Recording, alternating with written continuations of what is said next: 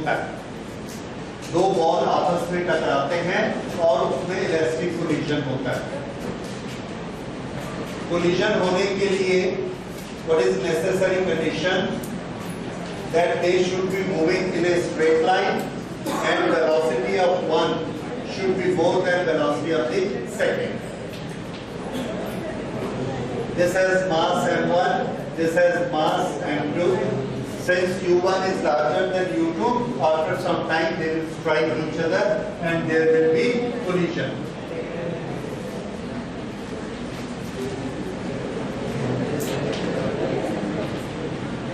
When there is collision, lot of force is exchanged. This applies force on it and this applies force on it. Their velocity changes. इसकी velocity जो slow थी, इसके push के कारण इसकी velocity fast हो जाती है और m2 यहाँ चला गया.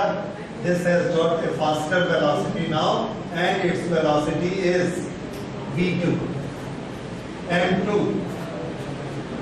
Now this is m1, this is going with a velocity v1 which is now less than v2.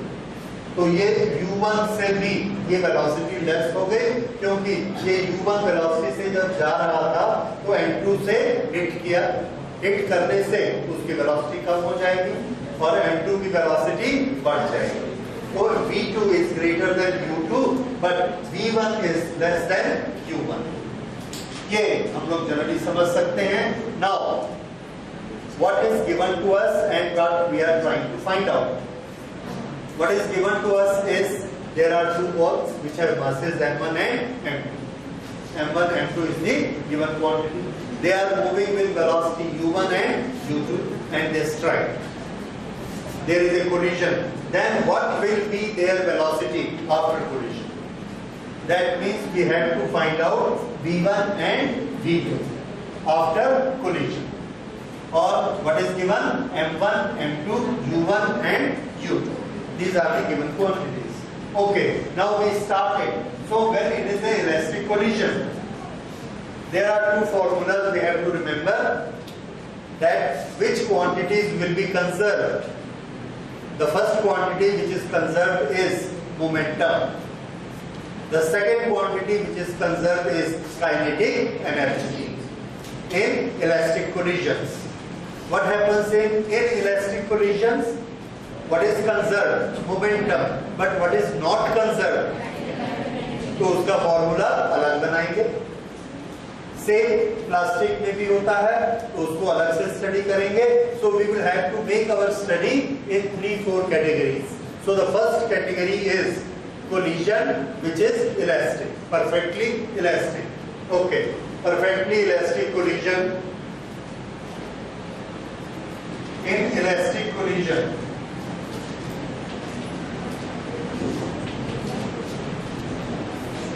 momentum is conserved.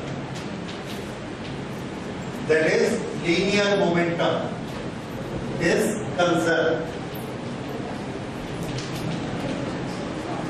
Linear momentum is conserved. इसका मतलब क्या होता है कि एक इंसिडेंट हुआ है, उस इंसिडेंट के पहले पूरे सिस्टम के पास जो मोमेंटम था उस इंसिडेंट के बाद भी उस पूरे सिस्टम के पास उतना ही मोमेंटम है. तो मोमेंटम एक बॉडी का कंजर्व नहीं हुआ. मोमेंटम किसका कंजर्व हुआ? पूरे सिस्टम का. ओके, तो इस सिस्टम में दो मेंबर हैं m1 और m2. सो यहां पर आया equal to, that is momentum after collision and this is momentum before collision. So this is before and this is after. But whose momentum? Momentum of the system. Okay, of system. और इसमें भी क्या है? Of system. इस system में कितने member हैं? There are two members which are participating in collision. So there are two members. What is their momentum before collision? So their momentum before collision is momentum of the one member plus momentum of the second member plus momentum of the third fourth, जितने भी by chance यहाँ सिर्फ कितने हैं, दो, तो हम दोनों का लिखेंगे. So this will be m1u1 plus m2u, momentum before collision, equal to momentum after collision m1v1 plus m2v2. This is momentum after collision. Okay, ये हमारा एक इक्वेशन बना. This is equation 1. इस इक्वेशन को हम लोग थोड़ा सिंप्लीफाई करते हैं so that m1 terms are on one side. इस m1 वाली टर्म को इधर ले आते हैं और m2 वाली को इधर ले जाते हैं. So this will become m1, this is u1 और ये इधर आके माइनस हो जाएगा, minus v1 is equal to m2, this is v2 और ये इधर जाके माइनस हो जाएगा. So this is minus u2. Okay, देखते जाइए, अगर कहीं गलती होगी तो बताइएगा मेरे को. Okay, this is equation number 2. Okay, so इसको अभी हम यही छोड़ देते हैं. We got a equation. अब दूसरे इक्वेशन के लिए चलते हैं, क्योंकि हमने कितनी क्वांटिटीज निकालनी है, v1 and v2. Two quantities के लिए मैथमेटिक्स में कितने इक्वेशन चाहिए? We need two equations. x और y निकालना है तो आपको दो इक्वेशन चाहिए. तो सेकेंड इक्वेशन किससे बने? सेकेंड इक्वेशन हम बनाते हैं काइनेटिक एनर्जी से. Kinetic energy is conserved,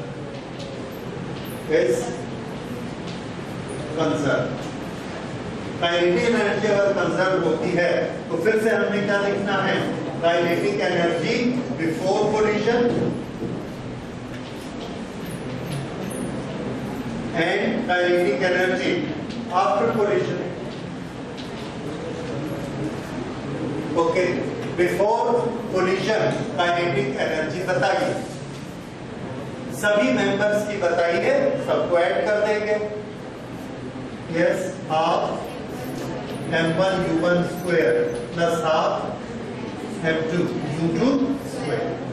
This is before collision, and how much is after collision? Half m1v1 square plus half m2v2 square. This is kinetic energy before collision is equal to kinetic energy after collision. ये हमने क्यों लगाया? क्योंकि collision कैसा है? Elastic. तभी ये लगता है, अदरवाइज नहीं लगता. So this is a elastic collision. We have put it this way.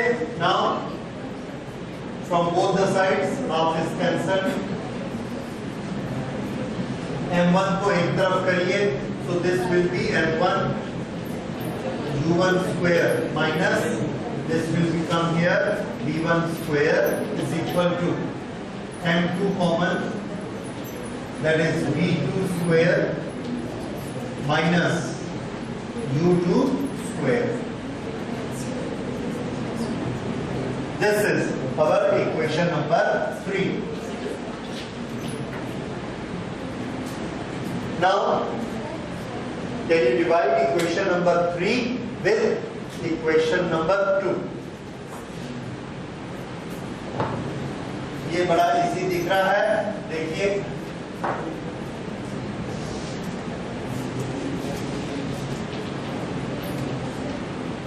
Divide equation 3 with equation 2. 3 को 2 से डिवाइड कर दीजिए. m1 divided by m1 cancel. u1 square minus v1 square, इसके दो फैक्टर करिए. u1 minus v1, u1 plus v1, कौन सा cancel हो गया? बाकी क्या बचा? u1 plus v1. So here we get u1 plus v1 is equal to, दूसरी तरफ करके बताइए, v2 square minus u2 square, v2 minus u2, तो क्या बचेगा? v2 plus u.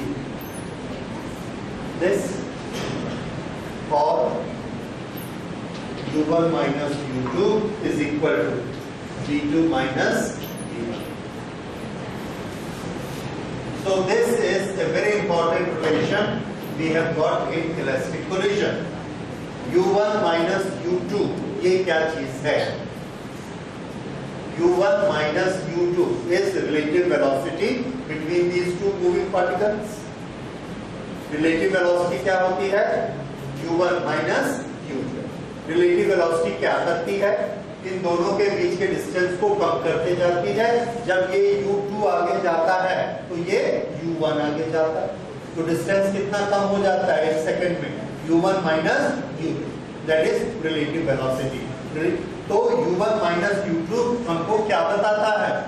ये बताता है कि ये एक बॉडी दूसरी बॉडी को अप्रोच कर रही है. हर एक सेकंड में कितनी नजदीक पहुंचती है? u1 minus u2. That is relative velocity. अगर वो इतनी वेलोसिटी से इसको अप्रोच कर रही है तो हमने इसका नोमेनक्लेचर किया. इसका नाम हमने रखा velocity of approach. Velocity of approach because u1 is reaching, m1 is reaching, m2 with the velocity u1 minus u2. So this is velocity of approach.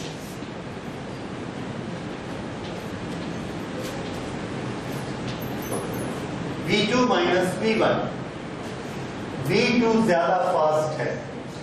इससे थोड़ी देर बाद, एक सेकंड बाद आप बताइए इनके बीच का डिस्टेंस और ज्यादा सेपरेट हो जाएगा कि कम हो जाएगा? ज्यादा सेपरेट हो जाएगा.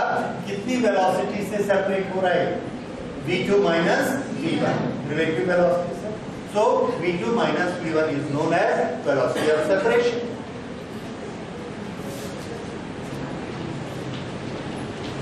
Velocity of separation.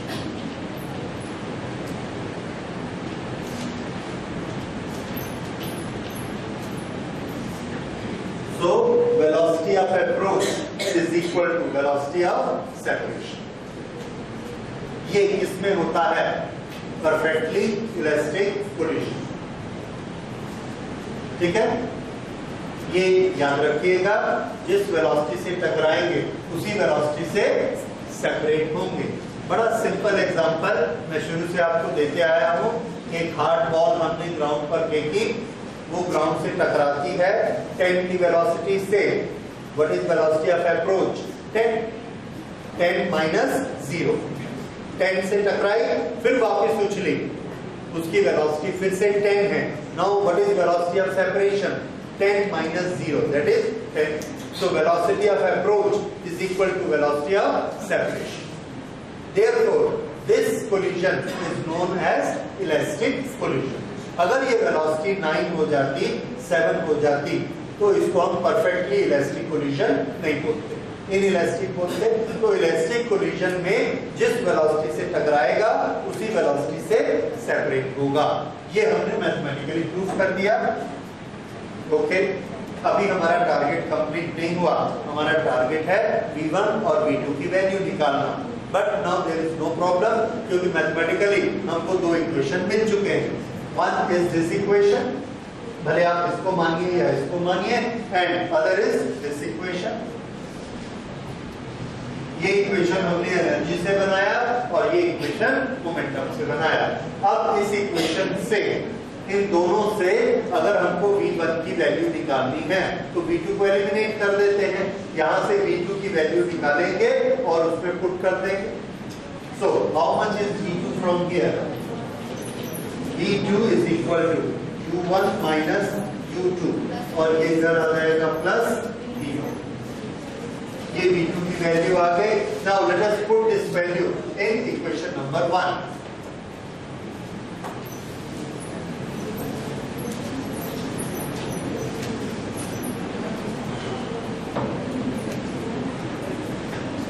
This is m1 u1 plus m2 u2 is equal to m1 v1 plus m2. Now in place of v2 we can write it u1 minus u2 plus v1. u1 minus u2 plus v1. M1 V1 plus M2 U1 minus M2 U2 plus M2 V1. This is M1 U1 plus M2. Okay, then what we have to find V1. तो V1 वाली सब terms एक तरफ कर लेते हैं, this and this. So this is M1 plus M2 V1 और यहाँ क्या बचे M1 U1 plus M2 U2 और उधर से कौन सी दो टर्म आएंगी, this will become minus M2 U1 and that will become plus M2 U2. Okay, इसको थोड़ा एक स्टेप सिंप्लीफाई कर लेते हैं. These are the same terms. So this will become, and this two have got U1 as common. So इनको पहले operate करते हैं. M1 minus M2 U1 plus 2 M2 U2 is equal to M1 plus M2 into V1. Now we got equation for V1. V1 is equal to M1 minus M2 multiplied by U1 upon M1 plus M2 plus 2 M2 U2 divided by M1 plus M2.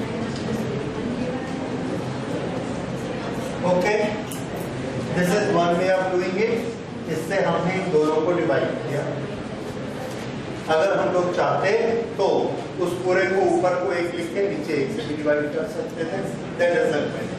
जो आपको याद करने में easy लगता हो वैसा करें. So this is being done. Similarly, we can prove that V2 के लिए क्या करेंगे, यहाँ से V1 की वैल्यू निकालेंगे, उस V1 की वैल्यू को इसमें प्लेस करेंगे और फिर इसी प्रोसेस को आगे चलाएंगे. तो जब हम V2 निकालते हैं, what do we see? M1 is replaced by M2 and U1 is replaced by U2.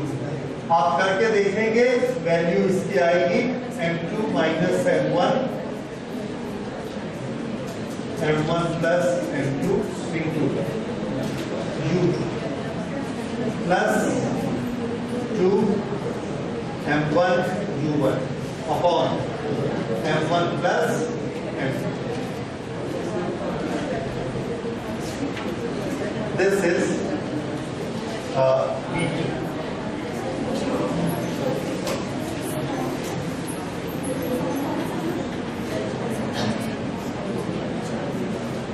Okay, so ये इक्वेशन पूरा नोट करिए.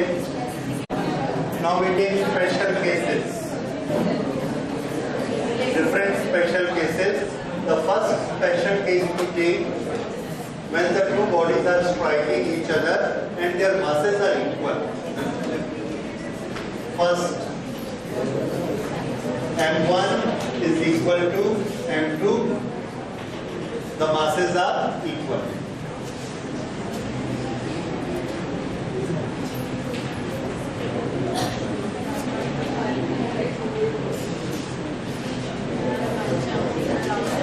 और दोनों के मास को हमने कितना मान लिया, m.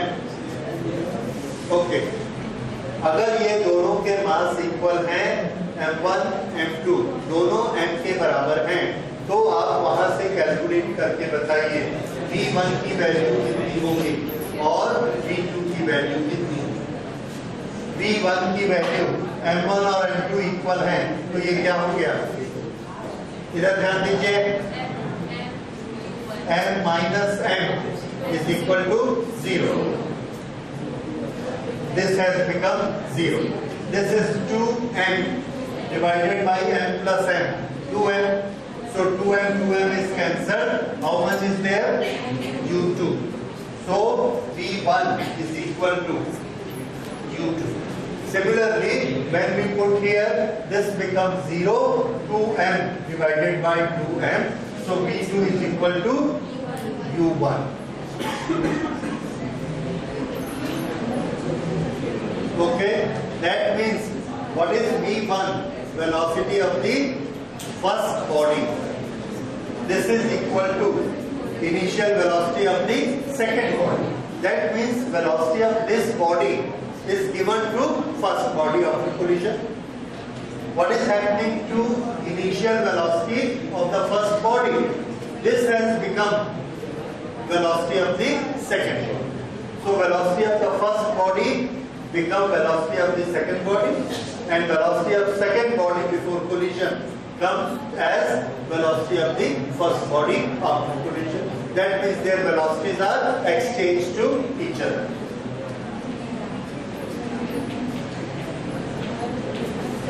Velocities are exchanged.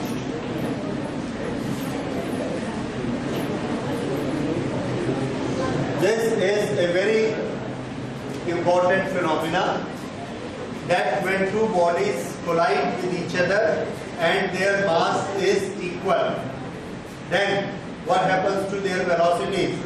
The velocities are exchanged. Now here is a pendulum. There are two pendulums and both have the same mass m. We lift one pendulum and again drop it, leave it.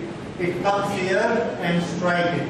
When it strikes it, its velocity is v and its velocity is 0.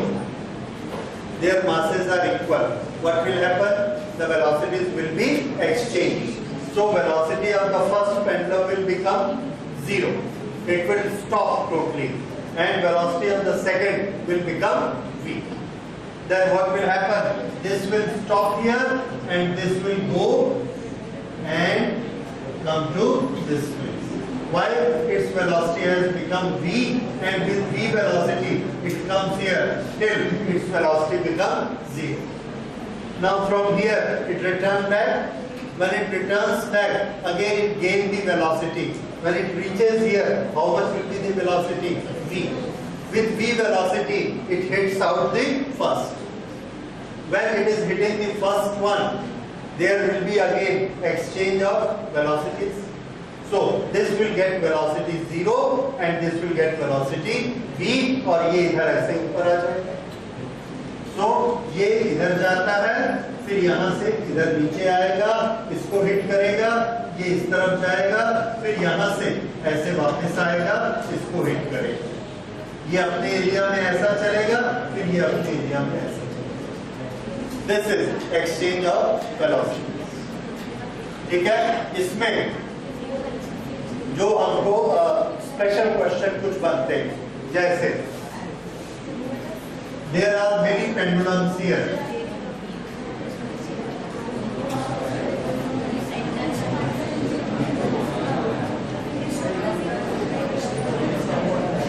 There are 5 pendulums.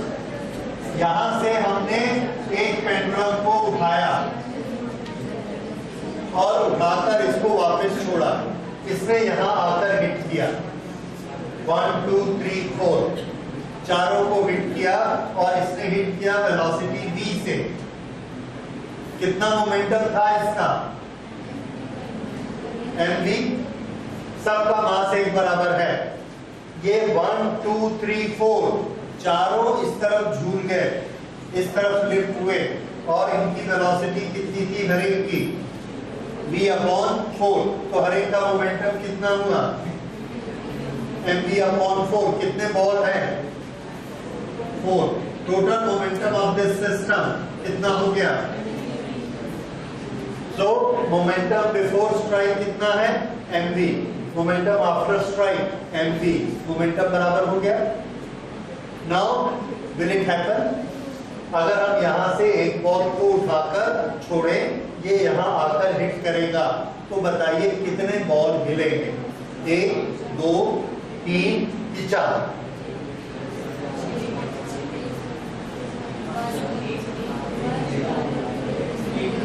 एक हमने करके देखा, जब actually करके देखा और इसको hit किया तो क्या देखा? सिर्फ ये एक बॉल यहां उठता है, इसका मास है m और यहां से इसकी वेलोसिटी होती है v। How much is momentum? mv। लेकिन अगर चारों बॉल इस मोमेंटम से आते तो भी ये कितना होता? mv। तो 4 बॉल क्यों नहीं उठे? सिर्फ एक क्यों उठता है? This is a question which can be asked in Olympiad or in the quiz competitions, कि अगर ये मोमेंटम बराबर होता है चारों का उठने का, तो 4 क्यों नहीं उठते? सिर्फ एक ही क्यों उठता है? इसका आंसर याद रखिए, इसका आंसर है that there is a second rule in elastic collision. What is that second equation? Kinetic energy before collision should be equal to kinetic energy after collision. What was kinetic energy of this body when it is striking it? ठीक, in case we suppose कि ये चारों उठ जाते हैं, all the 4, तो इनकी velocity हर एक की कितनी होगी? v/4। अब एक की काइनेटिक एनर्जी बताइए, हाफ m स्क्वायर। कितना हो गया ये? Half m v square upon 16। और कितने बॉल है? 4। तो चारों की एनर्जी मिला के इतनी, ये कितनी हो गई? Half mv square upon 4। इस एक ने कितनी एनर्जी दी थी? Half mv square. अगर ये चारों v/4 वेलोसिटी से उठते हैं और मोमेंटम बराबर रखते हैं, तो इनकी एनर्जी कितनी होती है? Half mv square upon 4। Is the energy matching? Not matching. जो इलास्टिक कोलिजन की कंडीशन क्या है? The momentum should match as well as kinetic energy should match. इसने मोमेंटम तो मैच किया पर काइनेटिक एनर्जी मैच नहीं की। हमने कहा अगर नहीं की तो हम ऐसा करते हैं, 4 की बजाय ये सोचते हैं कि 3 उठेंगे, 3 उठेंगे और हर एक की वेलोसिटी होगी v/3। और कितने उठेंगे? 3। फिर से देखो, momentum before collision is equal to momentum after collision. लेकिन जब एनर्जी की बारी आएगी तो ये कितना हो जाएगा? v square upon 9 into 3। This is 3। फिर से एनर्जी मैच नहीं करेगी। एनर्जी कब मैच करेगी?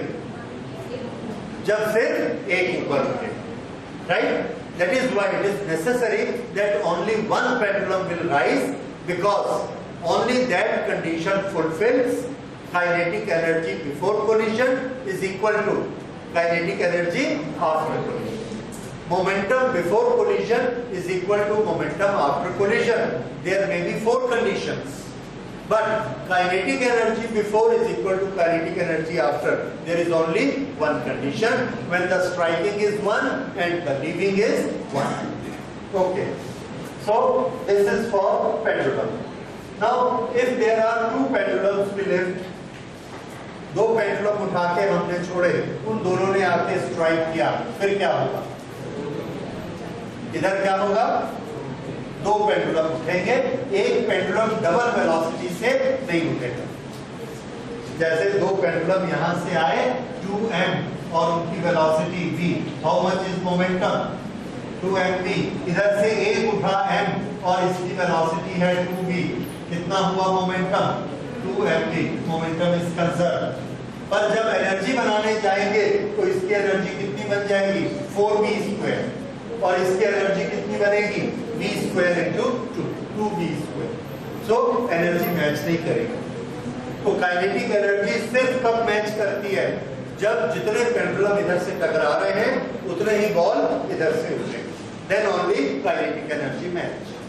Okay, this is one example of equal masses. There is another very important example for equal masses collision that we use in nuclear reactions. हाँ जी, इधर ध्यान दीजिए। न्यूक्लियर रिएक्शंस में इक्वल मास के कोलिजन हम कहां पर यूज करते हैं? The answer is in the nuclear fission.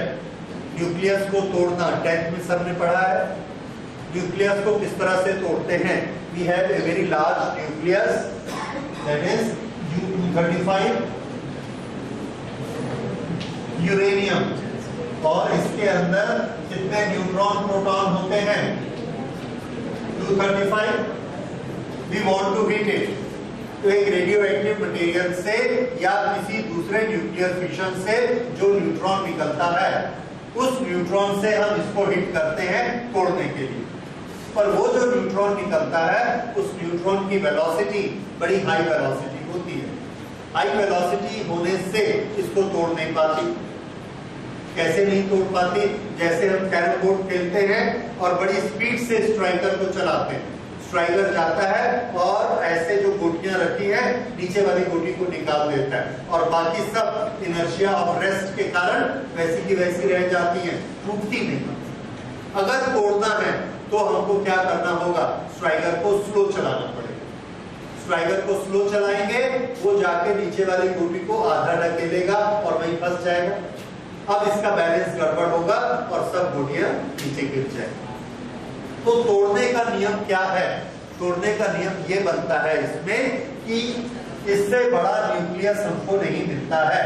अगर हम इसके साइज को और बढ़ा दें तो इसके आपस के फोर्सेस अनबैलेंस्ड हो जाते हैं, एक दूसरे को खींचकर नहीं रख पाते और टूट जाते।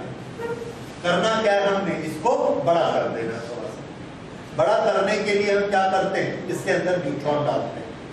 तो जब हम न्यूट्रॉन इसके अंदर भेजते हैं, यहाँ पे रेडियो एक्टिव मटेरियल रखते हैं या यहाँ पर दूसरा फिशन कराते हैं, और न्यूट्रॉन जाता है और गोली जैसे तेजी से इसको चीरता हुआ इधर निकल जाता है। जैसे एक स्ट्राइकर निकला था, उससे क्या हुआ? वो इसके अंदर रुका नहीं, इतनी स्पीड से आया और जैसे ही इसके अंदर आया, इसने ऐसे उसको जगह दिया और ये ऐसे चला गया और ये फिर ऐसा हो गया। साइज इसका बराबर, साइज बड़ा नहीं हो सका फास्ट न्यूट्रॉन से। तो हमको फास्ट न्यूट्रॉन से न्यूक्लियर फिशन नहीं होता and we don't get the energy. How do we get the energy? अगर न्यूट्रॉन उसमें जाके रुक जाए, और रुकने के लिए क्या जरूरी है? कि वो स्लो न्यूट्रॉन। तो हमको स्लो न्यूट्रॉन चाहिए। कितना स्लो चाहिए? इतना स्लो चाहिए कि जितनी एक एटम की थर्मल एनर्जी से थर्मल वेलोसिटी होती है। हीट के चैप्टर में हम लोग पढ़ेंगे थर्मल वेलोसिटी क्या होती है, RMS velocity of A particle. Okay, तो वो वेलोसिटी काफी कम होती है। वो वेलोसिटी न्यूट्रॉन को चाहिए। वो जाके जब इसमें हिट करेगा तो फिर वो बाहर नहीं निकल पाएगा, इसके अंदर रह जाएगा और इसका साइज ऐसा बढ़ जाएगा। साइज बड़ा होने से फिर इसके अंदर वाइब्रेशन शुरू हो जाते हैं और वाइब्रेशन होते होते फाइनली ये टूट जाते हैं। तो अभी हमारा प्रॉब्लम सिर्फ क्या है? न्यूट्रॉन की स्पीड को कम करना। न्यूट्रॉन की स्पीड को कम करने के लिए हम इस प्रिंसिपल की हेल्प लेते हैं। तो इसके आसपास हम लोग हैवी वाटर डाल देते हैं।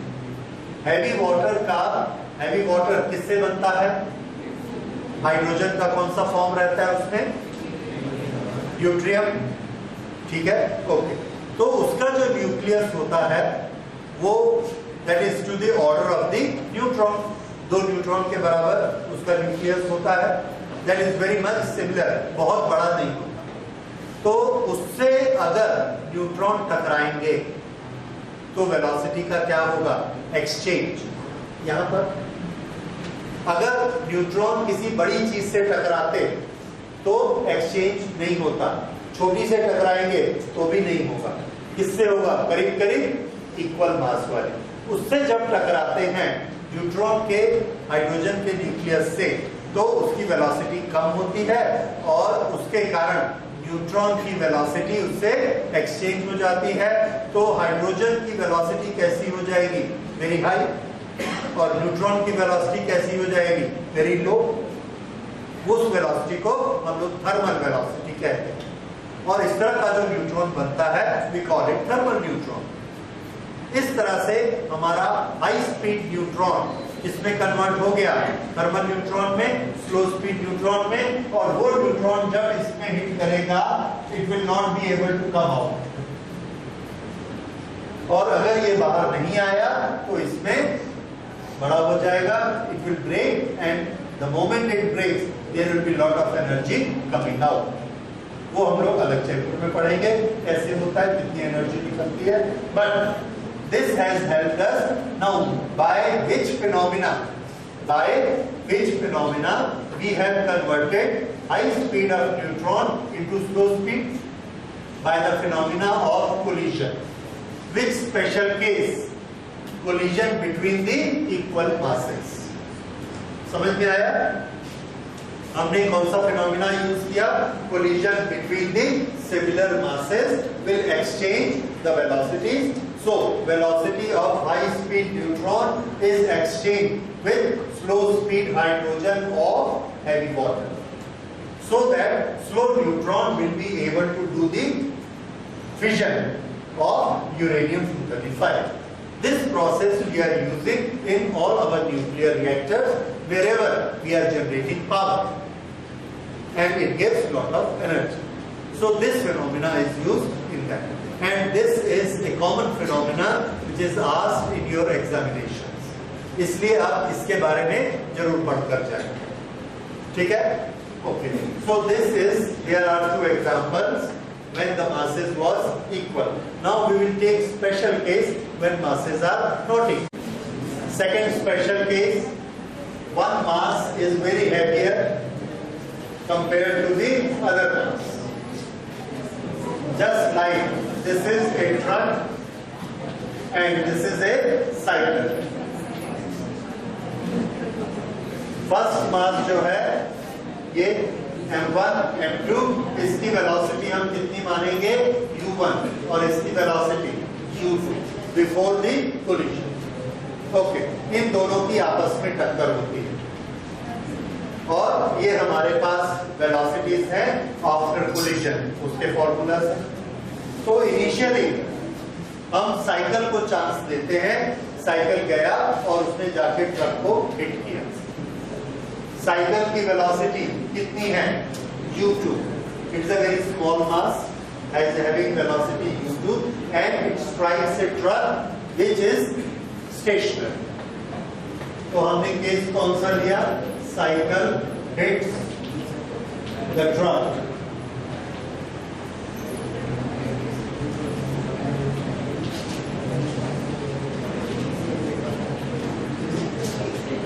Cycle hits the stationary truck. Okay, अब दोनों की वेलोसिटीज क्या क्या होंगी ये आपको निकालनी। तो सुनिए, when we say cycle hits the stationary truck, velocity का तो फॉर्मूला है, वैल्यूज हम कौन सी रखेंगे? तो जिसका मास बहुत कम है, जिसका मास बहुत कम है, इसको हम अप्रोक्सीमेटली क्या मान लेंगे? 0। तो फॉर्मूले में m2 को क्या रखेंगे? 0। स्टेशनरी कौन है? ट्रक। तो ट्रक की वेलोसिटी क्या है? u1। तो u1 को क्या मान लेंगे? 0। ठीक है? ओके, वहां रखिए और मुझे निकाल कर बताइए how much is v1 and how much is v2।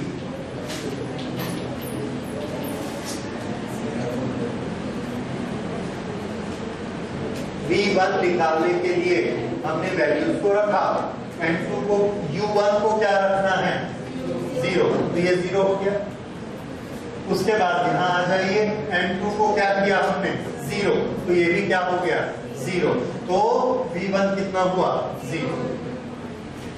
v1 is equal to 0। Okay, अब v2 निकालने के लिए यहां पर m2 जीरो कर दिया, m2 जीरो कर दिया, m1 कैंसिल हो गया, कितना बचा -u2, उसके बाद ये वाला टर्म देखिए, इस टर्म में u1 कितना है 0, सो दिस हैज बिकम 6, तो v2 किसके बराबर आया -u2। What does it mean? Okay, ये नोट कर लिया। अब इसका मतलब बताइए। ये अरे इधर ध्यान दीजिए भैया, आप लोग पहले ट्रक की वेलोसिटी कितनी थी 0 u1, ट्रक की बाद में कितनी वेलोसिटी हो गई, यानी साइकिल ने ट्रक को हिट किया, no effect on the truck, heavy चीज मूव नहीं की, ये हो गया। साइकिल की पहले वेलोसिटी कितनी थी, अब कितनी हो गई, मींस ये टकराकर वापस आ गया with the same velocity.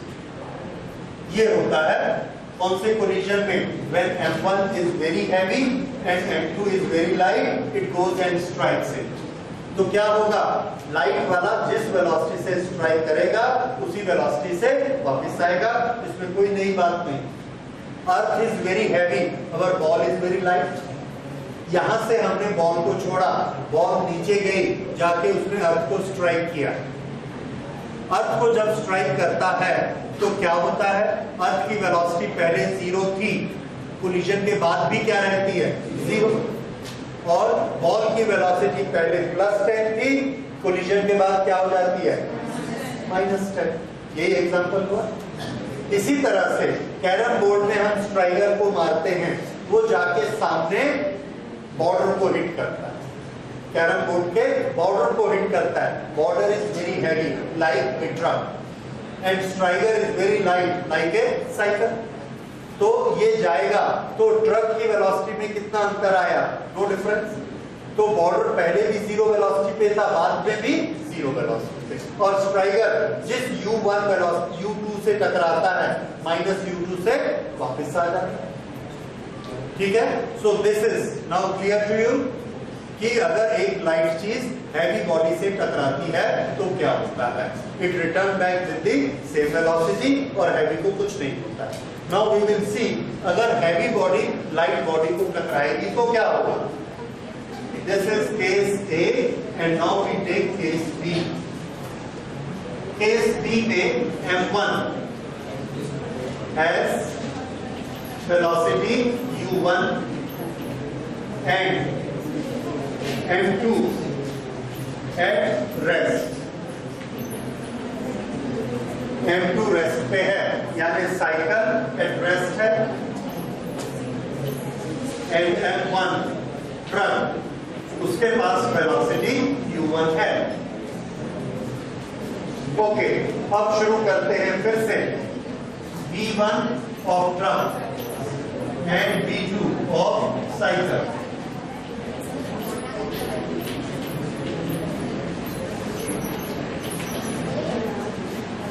Okay, v1 यहां पर आ जाते हैं।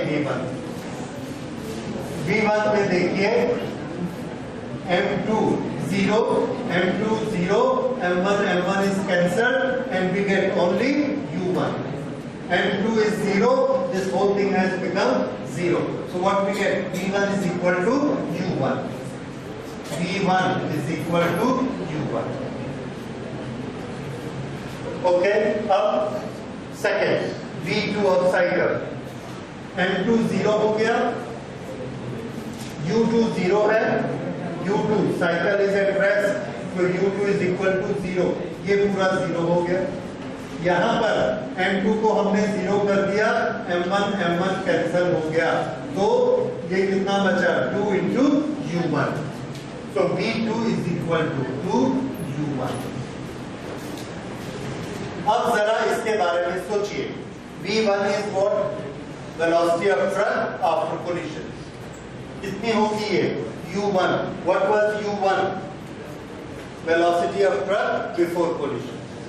तो बिफोर साइकिल को हिट करने के पहले ट्रक की वेलोसिटी जो थी हिट करने के बाद भी वही वेलोसिटी रहती है, उसकी वेलोसिटी में कोई चेंज नहीं आता। लेकिन साइकिल पहले कैसा था? At rest. उसकी वेलोसिटी कितनी हो गई? 2u1। u1 किसकी वेलोसिटी थी? ट्रक की वेलोसिटी से भी इसकी वेलोसिटी डबल हो जाती साइकिल। जैसे एक ट्रक जा रहा है 40 किलोमीटर की स्पीड से, इसने सड़क के किनारे खड़े हुए एक साइकिल को हिट किया, तो ट्रक की वेलोसिटी तो 40 ही रहेगी, साइकिल की वेलोसिटी कितनी हो जाएगी? 2u1, 80 kilometre, 2 × 40। तो 40 किलोमीटर से जाने वाला ट्रक अगर साइकिल को हिट करता है तो साइकिल उड़ जाएगी कितनी स्पीड से? 80 की speed, double than truck's velocity. And this we have proved by mathematics, by physics. ठीक है? So these are the 3 special cases we have done, or 2 special cases. One, when the masses are equal. Second, when the masses are different. One is high and other is low. This is all about elastic collision we have to study. Now we will take inelastic collision. So our second part is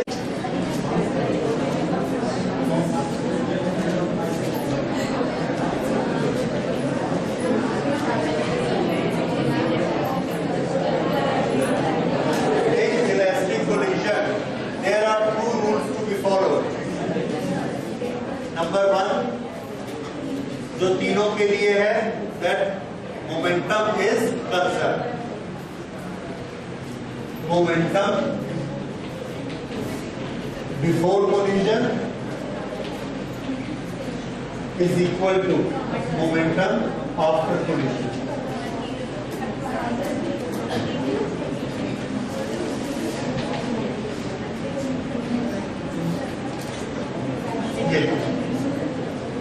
M1 U1 plus M2 U2 is equal to M1 V1 plus M2 V2.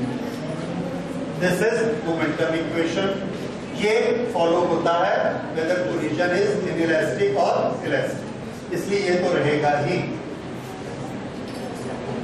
दूसरा, inelastic collision में हम एक नया तरह का data create करते हैं। वो कौन सा डाटा है? वो डाटा ये है कि जब ये बॉल टकराती है, वेलोसिटी ऑफ अप्रोच अलग होती है और वेलोसिटी ऑफ सेपरेशन अलग होती है। वेलोसिटी ऑफ सेपरेशन जितनी कम होती जाएगी उतना इनइलास्टिसिटी ज्यादा होती जाएगी। ओके, तो हमारा डाटा क्या है कि अगर वेलोसिटी ऑफ अप्रोच 10 थी या 100 थी, उस 100 में से कितनी वेलोसिटी से वो वापस उछला। अगर 70 से उछला तो हम बोलेंगे इसने कितना रिटेन किया वेलोसिटी, 70%। अगर 50 की वेलोसिटी से उछला तो कितना रिटेन किया, 50। और अगर 30 की वेलोसिटी से उछला तो कितना रिटेन किया, 30%। तो जो ये रिटेन करती है उसके लिए हमने एक कोएफिशिएंट बना दिया, that is coefficient of retention.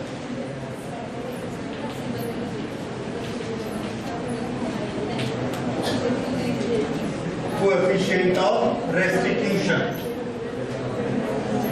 Restitution is same retention, जो ये restitute करता है, और इसका हमने सिंबल रखा E। E किसके बराबर होगा? Velocity of separation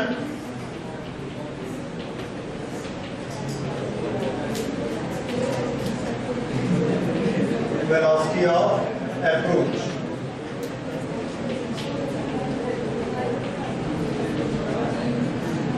mathematical form में V2 minus V1 upon U1 minus U। This is our second equation. So these are the two equations of inelastic collision.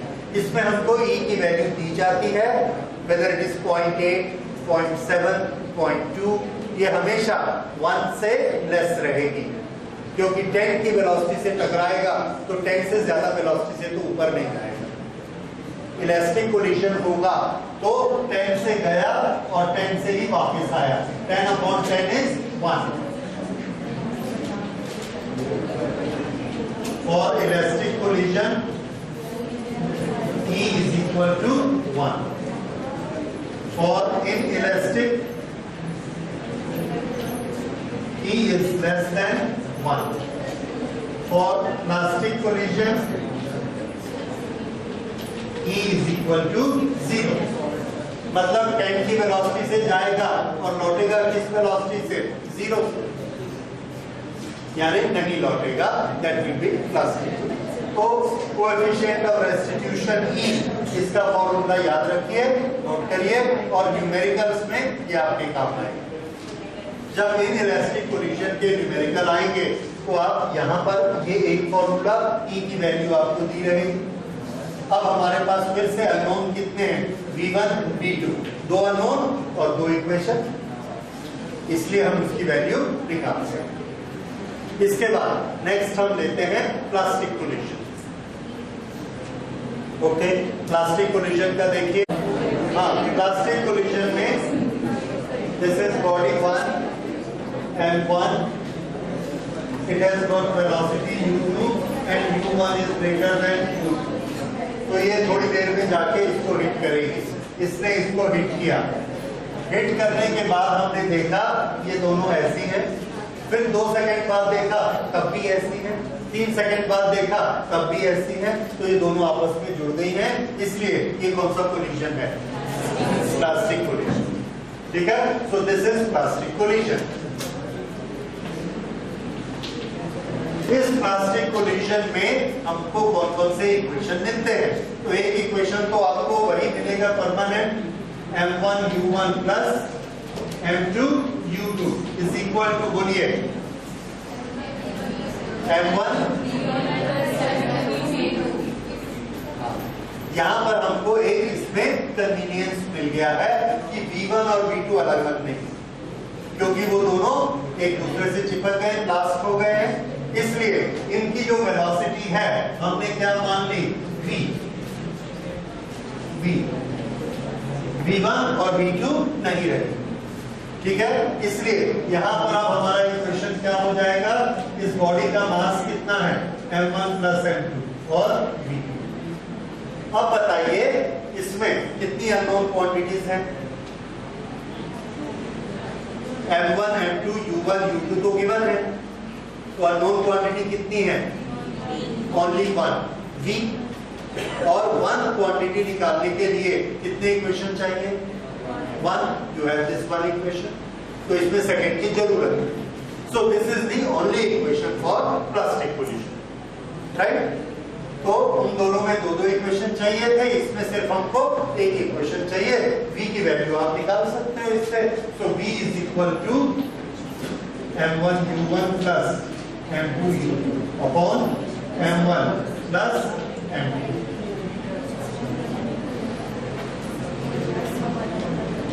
In inelastic collisions and in plastic collision, there is compulsorily some loss of kinetic energy। वो kinetic energy का loss कितना होता है और किस form में होता है? ये जब यहां से इससे टकराएगा, there will be some sound, some heat, those will be generated, which are the other forms of mechanical energy, which are other forms of energy, so that energy is lost। वो energy की कीमत किसको देनी पड़ती है? Kinetic energy को, so the kinetic energy become less। What was kinetic energy before? KE before collision, this was half M1 U1 square plus half M2 U2 square। What was kinetic energy after collision? Minus half M1 plus M2 into V square KE after। अगर हम ये minus करेंगे तो हम क्या calculate कर रहे हैं? Loss of energy, delta T। So change in energy is this. तो ये क्वेश्चन भी आपको सॉल्व करना होता है, that how much energy is lost during the collision. तो ये आप निकालोगे kinetic energy before collision, kinetic energy after collision. अगर ये इनइलास्टिक कोलिजन होता तो भी कोई प्रॉब्लम नहीं था, half m1v1 square plus half m2v2 square, उससे निकाल।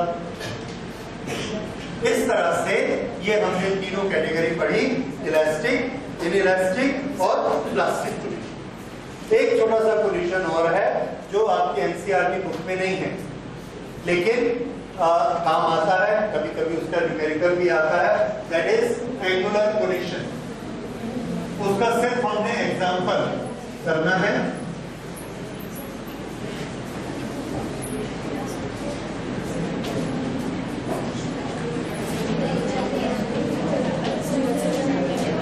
एंगुलर कोलिजन,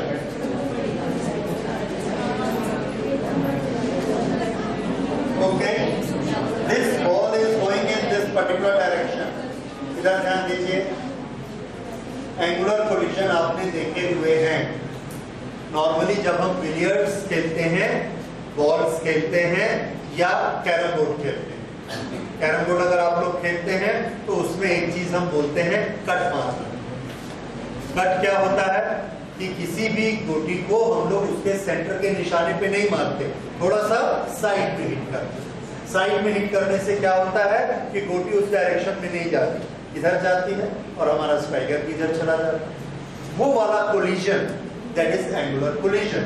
तो एंगुलर कोलिजन में ये इधर आएगा, यहां पर दूसरा एक बॉल रखा है, इसने आके इसको हिट किया।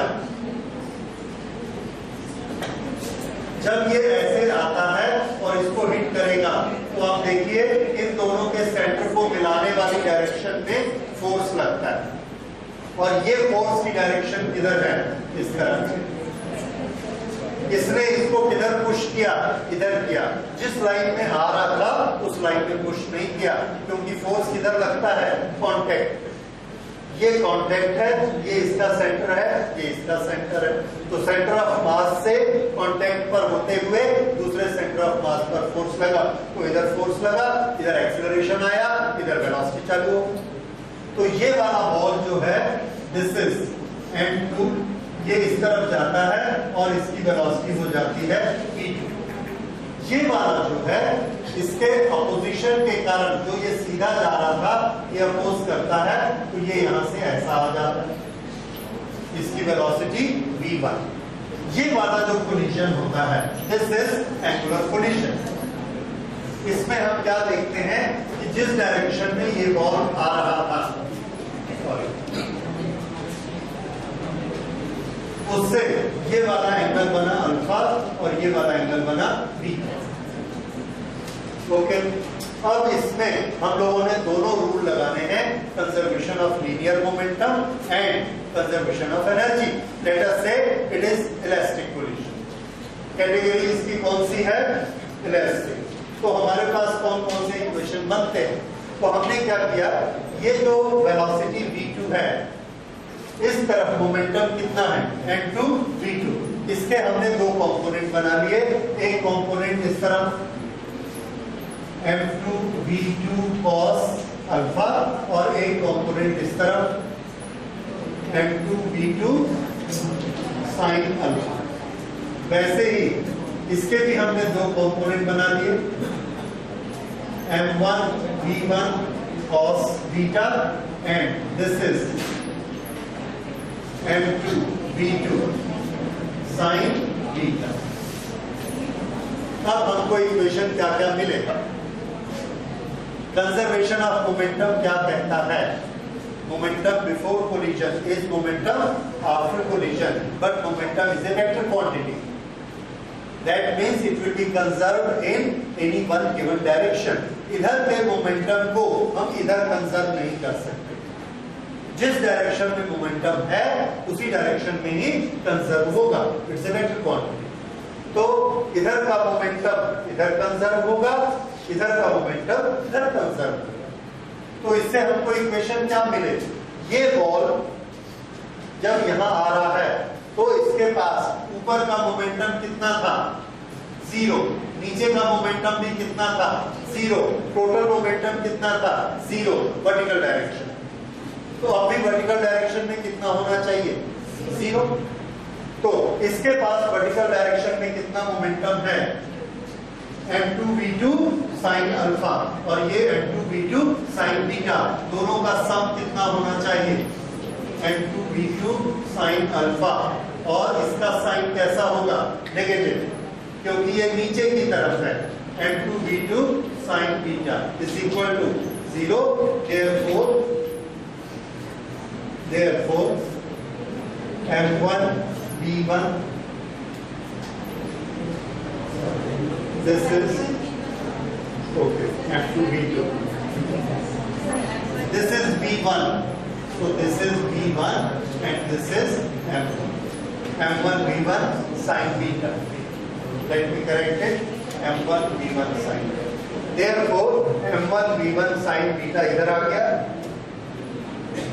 is equal to m2 v2 sin alpha, m1 v1 sin beta नीचे, m2 v2 sin अल्फा ऊपर, दोनों एक दूसरे के इक्वल, क्योंकि पहले भी इनका सम क्या था? 0, इसलिए दोनों को इक्वल होना पड़ेगा। ये एक इक्वेशन मिला हमको। अब x डायरेक्शन में देखिए, x डायरेक्शन में पहले मोमेंटम कितना था? सिर्फ इसके पास m1 और इसकी वेलोसिटी क्या थी? q1। So this was in y direction. Now we take in x direction. Equation बना m1 u1 is equal to m1 v1 cos beta plus m2 v2 cos alpha. This is equation number 2. ये किस direction में बना? In x direction. Third equation हमने बनाया kinetic energy का, because it is elastic collision, what will happen to kinetic energy? Kinetic energy will be conserved. What was kinetic energy before collision? Kinetic energy equation. Kinetic energy before collision was half m1 u1 square. This is equal to kinetic energy after collision. This is half m1 v1 square plus half m2 v2 square. यहाँ पर हम लोग cos alpha sin alpha cos beta sin beta क्यों नहीं करते energy में? इसलिए नहीं करते क्योंकि एनर्जी एक स्केलर क्वांटिटी है और स्केलर क्वांटिटी को डायरेक्शन से कोई मतलब नहीं है। तो जितनी क्वांटिटी पहले थी उतनी क्वांटिटी टोटल बाद में भी होगी, डायरेक्शन कोई भी हो, तो हमको फिर v1 के कंपोनेंट लेने की जरूरत नहीं। इसलिए हम क्या लेते हैं? टोटल v1 को ही ले लेते हैं। अगर आप कंपोनेंट से लेंगे तो भी आएगा वही, क्यों? sin square beta plus cos square beta is equal to 1। Answer क्या आएगा? m1 v1 स्क्वायर, यही आएगा m1 v1 स्क्वायर। ठीक है, तो जब हम एनर्जी लेते हैं तो आपको लीनियर कैलकुलेशन की जरूरत नहीं है। एनर्जी का ये बेनिफिट है कि एनर्जी के इक्वेशन जो बनते हैं उसमें डायरेक्शन नहीं चाहिए। इस तरह से ये हमारे कितने इक्वेशन बन गए? 3 इक्वेशन में कितने अननोन हो सकते हैं? कितनी अननोन क्वांटिटी आप कैलकुलेट कर सकते हैं? 3। ओके, इसमें हमारे पास कितनी क्वांटिटी है? 1 2 3 4 5 6 क्वांटिटीज है। और भी कुछ है? ये m2 m1 m2 u1 v1 v2 alpha beta, there are 7 quantities. 7 quantity में आप कितनी मैक्सिमम अननोन रख सकते हैं? कितने इक्वेशन बनते हैं? 3। तो कितनी अननोन रख सकते हैं? 3। तो नोन कितनी होनी चाहिए? 4। तो ये क्वेश्चन आप तभी सॉल्व कर सकते हैं जब आपको मिनिमम 4 क्वांटिटीज नोन हो। मिनिमम 4 क्वांटिटीज आपको बताई जाए, then you can solve rest of the 3 quantities, otherwise you can not. ठीक है, but these are the 3 equations for angular collision. ये कॉम्पिटिटिव सेक्शन में ये वाले क्वेश्चन, इस टाइप के क्वेश्चन आते हैं, लेकिन आपके स्कूल एग्जाम में ये क्वेश्चन नहीं आता है। इसके पहले वाले जो क्वेश्चन है प्लास्टिक कोलिजन मेनली वो, और टोटली इलास्टिक कोलिजन, इन दो के क्वेश्चन ज्यादा आते हैं। इन इलास्टिक के भी बहुत कम आते हैं। Thank you.